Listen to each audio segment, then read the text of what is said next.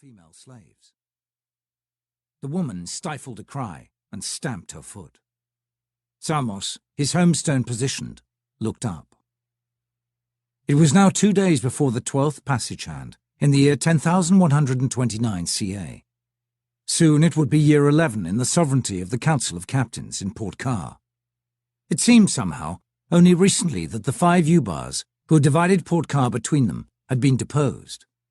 Squat, brilliant Chung and tall, long-haired Nigel, like a warlord from Torvald's land, had fought with us against the fleets of Kos and Tyros, participating with us in the victory of the 25th of Saqqara, in year 1 of the Council of Captains. They remained in Port Car as high captains, admirals in our fleet. Salius Maximus was now a despised and minor courtier at the court of Chenbar of Khazra, Ubar of Tyros, the Seasleen. Henrius Savarius, freed, now a young man, had his own ship and holding in Port Car.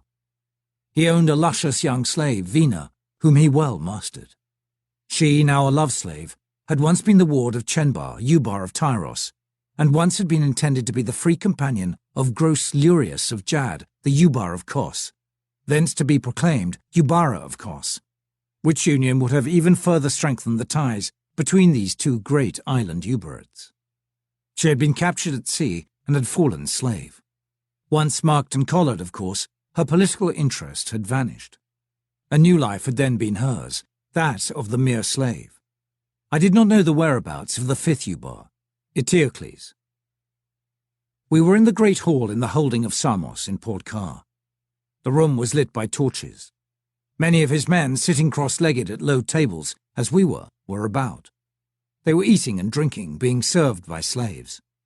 We sat a bit apart from them. Some musicians were present. They were not now playing. I heard a slave girl laughing somewhere across the room. Outside, in the canal traffic, I heard a drum, cymbals and trumpets, and a man shouting. He was proclaiming the excellencies of some theatrical troupe, such as the cleverness of its clowns and the beauty of its actresses, probably slaves.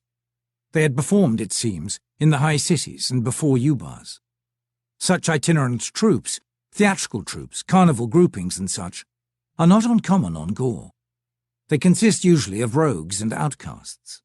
With their wagons and tents, often little more than a skip and a jump ahead of creditors and magistrates, they roam from place to place, rigging their simple stages in piazzas and squares, in yards and markets, wherever an audience may be found, even at the dusty intersections of country crossroads. With a few boards and masks and a bit of audacity, they create the mystery of performance, the magic of theatre.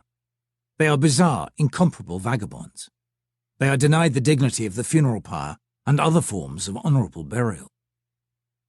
The group outside, doubtless on a rented barge, was not the first to pass beneath the narrow windows of the house of Samos this evening. There were now several such groups in the city.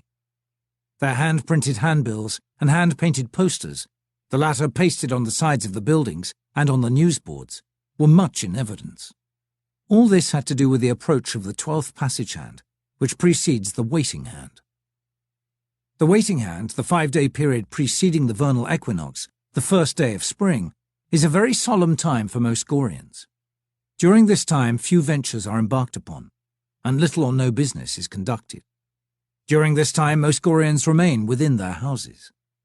It is in this time that the doors of many homes are sealed with pitch, and have nailed to them branches of the brack bush, the leaves of which have a purgative effect.